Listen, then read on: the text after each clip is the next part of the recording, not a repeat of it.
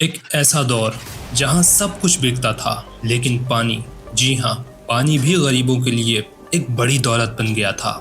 اور ایک یہودی نے تو پانی کو بھی تجارت بنا دیا۔ لیکن پھر آئے حضرت محمد صلی اللہ علیہ وسلم اور انہوں نے صرف ایک جملہ کہا، جو کوئی بھی اس کنویں کو خرید کر غریبوں کے لیے وقف کرے گا اس کی جگہ جنت میں ہے۔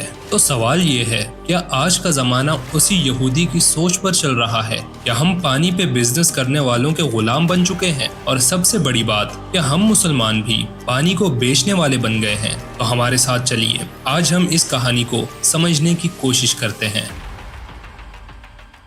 حضرت محمد صلی اللہ علیہ وسلم کے زمانے میں ایک یہودی تھا جس کے پاس مدینے میں ایک کنواں تھا جس کا نام تھا بئر روما۔ یہ وہ زمانہ تھا جب لوگ مدینے کی تپتی ہوئی گرمی میں پانی کے لیے ترس جاتے تھے، اور ایک یہودی نے اس ضرورت کو اپنا فائدہ بنایا۔ وہ اس کنویں کا پانی مدینے کے لوگوں کو بیچتا تھا، اور وہ بھی بہت مہنگی قیمت پر۔ ایک طرف بھوکے پیاسے لوگ تھے، دوسری طرف بزنس چل رہا تھا، اور وہ بھی پانی جیسے بنیادی شے کا۔ نبی کریم صلی اللہ علیہ وسلم نے دیکھا کہ لوگ پانی افورڈ نہیں کر پا رہے، تبھی انہوں نے کہا، جو کوئی بھی اس کنویں کو خرید کر اللہ کے راستے میں وقف کرے گا اس کی جگہ جنت میں ہے۔ یہ سن کر ایک صحابی حضرت عثمان ابن عفان رضی اللہ تعالیٰ عنہ نے آگے بڑھ کر وہ کنواں اس یہودی سے خریدنے کا ارادہ کیا۔ تو وہ سیدھا اس یہودی کے پاس گئے جو اس کنویں کا مالک تھا۔ حضرت عثمان نے یہودی کو اس کنویں کی بہت بڑی آفر کی، لیکن وہ یہودی اپنی کمائی کا ذریعہ کھونا نہیں چاہتا تھا، اس لیے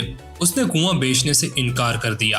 اس پر حضرت عثمان نے نہایت حکمت سے اس یہودی کو ایک اور تجویز دی۔ انہوں نے کہا، ایسا کرتے ہیں کہ میں یہ کنواں آپ سے آدھا خرید لیتا ہوں، ایک دن یہ کنواں آپ کا ہوگا اور دوسرے دن میرا۔ یہ آفر سن کر یہودی کو کوئی خاص نقصان نظر نہ آیا، چنانچہ اس نے سودا قبول کر لیا۔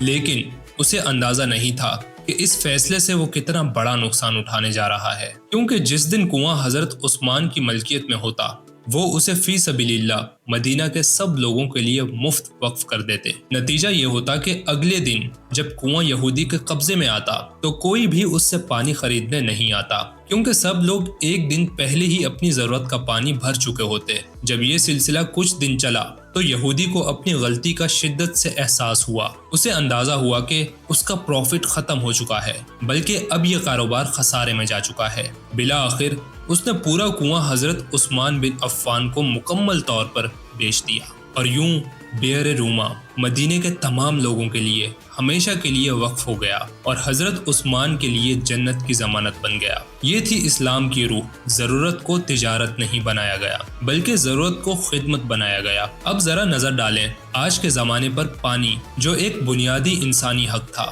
آج bottle water, filter water, private water tanks اور کارپوریٹ مینوپلیز کا حصہ بن چکا ہے۔ اور ہاں، یہودی آج بھی پانی کے بزنس میں آگے ہیں، لیکن اکیلے نہیں، مسلمان بھی پانی کا دھندا کر رہے ہیں۔ وہ پانی جسے حضرت محمد صلی اللہ علیہ وسلم نے وقف کرنے کو کہا تھا، آج ہم پروفٹ بنا کر بیچ رہے ہیں۔ کیا ہمیں یہ یاد نہیں کہ اسلام نے پانی کو عوامی مال قرار دیا؟ حضرت محمد صلی اللہ علیہ وسلم نے فرمایا، 3 چیزیں سب کے لیے مشترک ہیں، پانی، آگ اور گھاس۔ تو پھر ہم پانی کو تجارت کیوں بنا رہے ہیں؟ کیا ہم انہی راستوں پر چل رہے ہیں جو ایک یہودی چلا تھا، یا ہم وہ راستہ بھول گئے ہیں جو ایک صحابی نے چنا تھا؟ سوچئے اور خود فیصلہ کیجئے۔